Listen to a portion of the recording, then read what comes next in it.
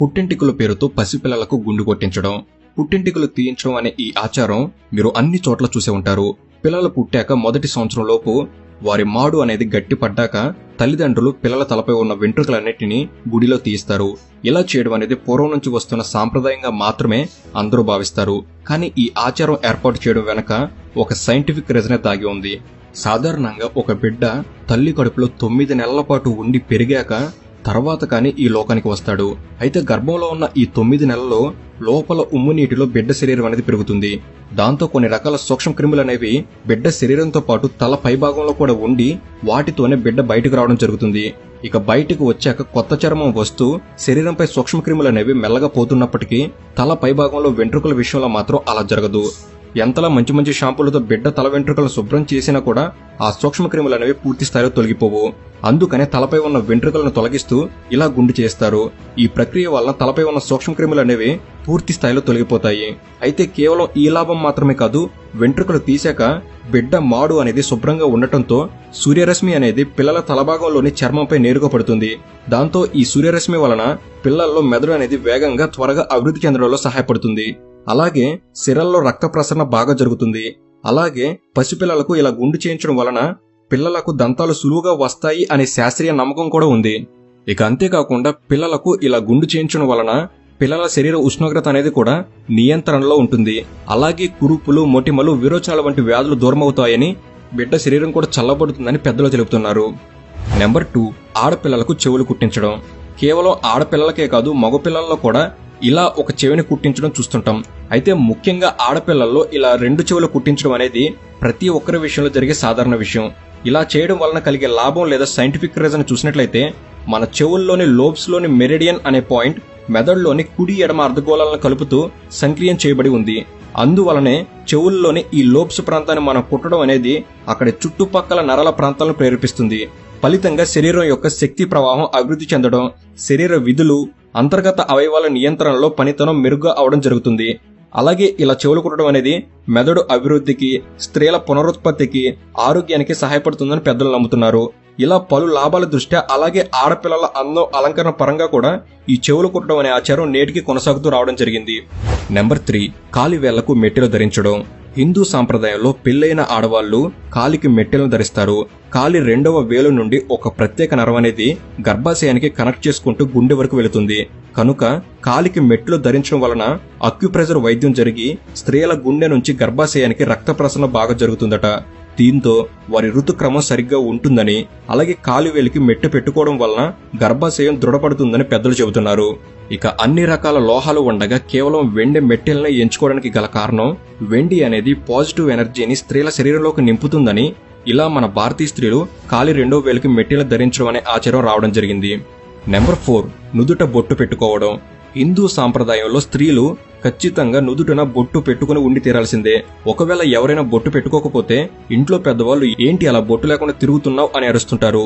ఇక బొట్టు అంటే ఇప్పుడు వచ్చే స్టిక్కర్లు కాదు, కుంకుమ బొట్టు అని అర్థం. ఇలా కుంకుమ బొట్టు పెట్టుకోవడం ద్వారా సూర్యకిరణాలు బొట్టు గుండా శరీరమంతా ప్రసరించి కొత్త ఉత్తేజాన్నిస్తాయని, అలాగే డి విటమిన్ ని శరీరం తొందరగా తీసుకునే శక్తిని పొందుతుందని పెద్దలు చెబుతున్నారు. ఇక ఈ బొట్టుని ఉంగరపు వేలుతో పెట్టుకుంటే శాంతి, జ్ఞానం వస్తుందని, మధ్య వేలుతో పెట్టుకుంటే ఆయువు, సంపద వస్తాయని పురాణాల్లో కూడా చెప్పడం జరిగింది. మనిషి యొక్క నుదుటి భాగాన్ని జ్ఞాన నేత్రం, శక్తి కేంద్రంగాను భావిస్తారు. అందువల్లనే దేవాలయాల్లో సైతం లింగభేదం అనేది లేకుండా దేవుని బొట్టుని భక్తులకు పెడుతుంటారు. నెంబర్ 5, ఆడవారు గాజులు ధరించడం. హిందువుల ఆచారంలో ఆడవాళ్లు చేతికి గాజులు వేసుకోకుండా ఉంటే చాలా తప్పుగా భావిస్తారు. ఇప్పుడంటే ప్లాస్టిక్ గాజులు వచ్చాయి, కానీ ఒకప్పుడు గాజులు అంటే మట్టి గాజులే. ఇక ఇలా ఈ మట్టి గాజులు ధరించడం అనేది స్త్రీలకు అనారోగ్య సమస్యలు రాకుండా సహాయపడుతుందని, అలాగే గాజులు ఎల్లప్పుడూ చేతి నరాలకు తాకుతూ ఉండడం వలన బీపీ కూడా కంట్రోల్లో ఉంటుందని, స్త్రీలలో ఒత్తిడి అనేది అదుపులో ఉండేందుకు సహాయపడుతుందని పెద్దవాళ్ళ నమ్మకం. అందువలనే ఈ ఆచారాన్ని స్త్రీల అలంకారాల్లో భాగంగా మమైకించేశారు. నెంబర్ 6, నేలపై కూర్చొని భోజనం చేయడం. ఇప్పుడంటే డైనింగ్ టేబుల్స్ ట్రెండ్ వచ్చేసింది, కానీ ఒకప్పుడు పూర్వం రోజుల్లో అందరూ నేల మీద కూర్చొని భోజనం చేసేవారు.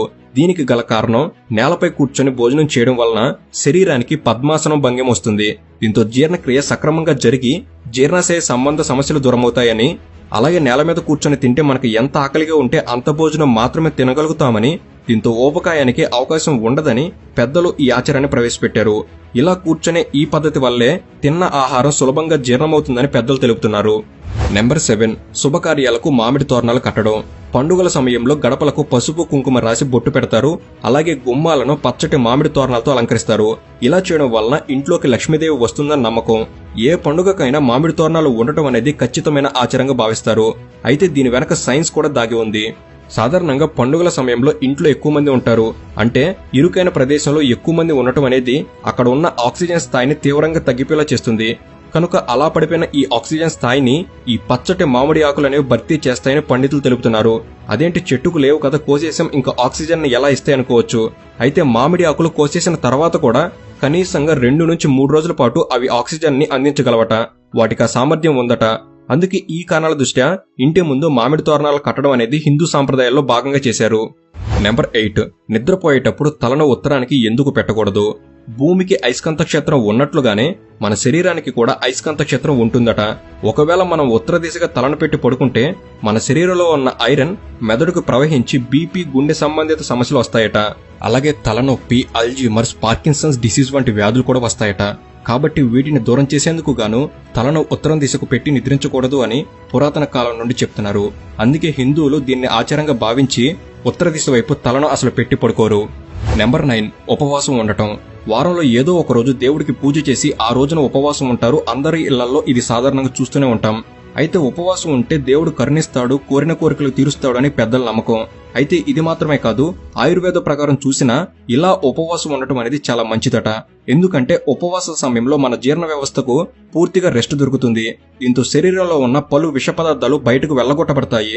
దీంతో పాటు శరీరం దానికదే రిపేర్ చేసుకుంటుంది. ఇక ఉపవాసం ఉండటం వలన డయాబెటిస్, గుండె జబ్బులు, క్యాన్సర్, బ్యాక్టీరియా ఇన్ఫెక్షన్స్ వంటి వ్యాధులు కూడా రాకుండా ఉంటాయని సైన్స్ చెబుతుంది. అయితే అలా అని అన్ని రోజులు ఉపవాసం చేయకూడదు. కేవలం వారంలో 1 లేదా 2 సార్లు చాలని పెద్దలు చెబుతున్నారు. నెంబర్ 10, రావి చెట్టును పూజించటం. రావి చెట్టు ఇది అందరికీ తెలిసిందే. ప్రతి హిందూ దేవాలయంలో ఈ రావి చెట్టు ఖచ్చితంగా ఉంటుంది. అయితే ఈ చెట్టుకు కాసే పండ్లతో మనుషులకు ఎటువంటి ఉపయోగం లేదు. అయినా కూడా ఈ చెట్టును దైవంగా భావించి హిందువులు ఎంతో భక్తితో పూజలు చేస్తుంటారు. దీనికి గల కారణం, రావి చెట్టు రాత్రిపూట కూడా ఆక్సిజన్ ని ఉత్పత్తి చేసే చెట్లలో ఒకటి. సాధారణంగా రాత్రి సమయాల్లో దాదాపుగా అన్ని చెట్లు ఆక్సిజన్ కి బదులుగా కార్బన్ డైఆక్సైడ్ విడుదల చేస్తాయి. కానీ రావి చెట్టు ఇలా చేయదు. కాబట్టే ఈ చెట్టును రక్షించడానికి అప్పటి పెద్దలు పవిత్రంగా భావించేలా చేశారు. అంతేకాదు దీని చెట్టు ఆకుల్లో tannic acid, aspartic acid, flavonoids, steroids, విటమిన్లు, మెథియోనిన్, గ్లైసిన్ వంటి పోషకాలు ఉన్నాయి. ఇవన్నీ కూడా రావి చెట్టు ఆకుల్ని అద్భుతమైన ఆయుర్వేద ఔషధాలుగా మార్చాయి. అందుకనే ఆయుర్వేద పరంగా రావి చెట్టు ఆకులు ఎన్నో జబ్బులను నయం చేస్తుంది. ఇలా పలు కారణాల దృష్ట్యా రావి చెట్టును హిందూ పురాణాల్లో పవిత్రంగా భావించడం జరిగింది. నెంబర్ 11, 2 చేతులు జోడించి నమస్కారం చేయడం. హిందూ సాంప్రదాయాల్లో ఎవరైనా తెలిసిన వారు కానీ పెద్దవారు కానీ ఎవరైనా సరే కనిపిస్తే మర్యాదపూర్వకంగా ప్రతి ఒక్కరూ చేసేది ముందుగా 2 చేతులు జోడించి నమస్కారం చేయడం. అయితే ఇలా చేయడానికి ఒక కారణం ఉంది. అదేమిటంటే మనం నమస్కారం చేసినప్పుడు మన 2 చేతులు కలుస్తాయి.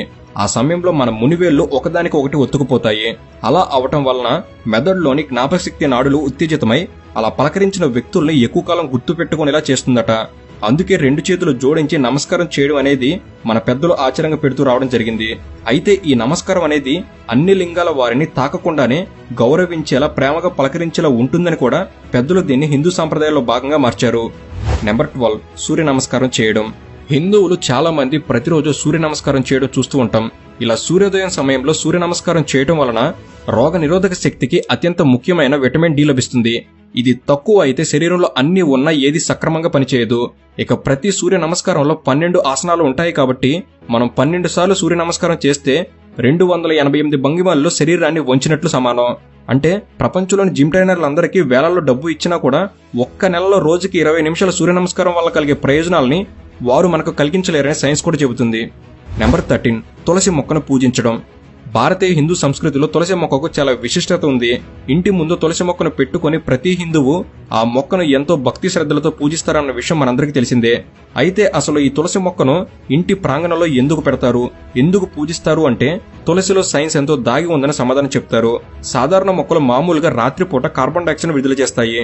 కానీ తులసి మొక్క మాత్రం 24 గంటలు ఆక్సిజన్ ని విడుదల చేస్తుంది. అందుకే తులసిని ఇంటి ముందు పెట్టుకుని పూజిస్తారు. తులసి మొక్కకు ప్రదక్షిణ చేయడం వల్ల మనకు తెలియకుండానే ఆక్సిజన్ ఆక్సిజన్ అందుతుంది. అంతేకాదు ఇంటి నుండి ఎవరైనా బయటకు వెళ్లేటప్పుడు, బయట నుంచి లోపలికి వచ్చేటప్పుడు దీని ప్రభావం చాలా ఉంటుంది. తులసి ఆకు నమిలినా, తులసి తీర్థం ప్రతిరోజు తీసుకున్నా అది మంచి ఔషధంగా శరీరానికి పనిచేస్తుంది. ఇలా పలు కారణాల దృష్ట్యా తులసి మొక్కను పవిత్రంగా పూజిస్తూ రావడం జరిగింది. ఇక చివరిగా నెంబర్ 14, గుడిలో గంట కొట్టడం. హిందువుల్లో ఎవరు గుడికి వెళ్లినా గంటను తప్పకుండా మోగిస్తారు. ఇలా గంట కొట్టి మనం దేవుణ్ణి కోరుకుంటే మనం అడిగింది ఆ దేవుడికి వినిపిస్తుంది అని మనం నమ్ముతాం. కానీ అసలు విషయం ఏమిటంటే గుడిలో ఉండే గంటను 7 సార్లు కొడితే మన శరీరంలో ఉన్న 7 చక్రాలు ఉత్తేజం అవుతాయట. అంతేకాదు మెదడు యొక్క కుడి ఎడమ భాగాలు 2 కొంతసేపు ఏకమవుతాయట. దీంతో మన మనసుకు ప్రశాంతత కలుగుతుందని, అలాగే ఏకాగ్రత పెరుగుతుందని చెబుతున్నారు. అలాగే గంటను మోగించడం వల్ల ఆ ప్రాంతంలోని గాలిలో ఉండే క్రిములు కూడా నాశనమైపోతాయి. ఇలా ఎన్నో లాభాల దృష్ట్యా గుడిలో గంట కొట్టడం అనే ఆచారాన్ని పెద్దలు హిందూ సాంప్రదాయంలో భాగం చేయడం జరిగింది. సో ఇది ఫ్రెండ్స్, ఈ వీడియో అనేది మీరు కొత్త విషయాలు తెలుసుకోవడంలో ఎంతో కొంత ఉపయోగపడిందని నేను భావిస్తున్నాను. ఈ వీడియో కనుక మీకు నచ్చినట్లయితే జస్ట్ లైక్ చేయండి చాలు. ఇలాంటి మరెన్నో ఇన్ఫర్మేటివ్ వీడియోస్ ఇక్కడ నుంచి రాబోతున్నాయి. వాటిని మీరు కూడా పొందేందుకు తప్పకుండా మన తెలుగు నాలెడ్జ్ సబ్స్క్రైబ్ చేసుకుని బెల్ని ఆల్లో పెట్టుకోగలరు. అండ్ మీ అందరికీ ఒక ప్రశ్న, మీకు నచ్చిన హిందూ ఆచారం ఏమిటి? సరదాగా తప్పకుండా కామెంట్ చేయండి. Thank you for watching. Have a good day.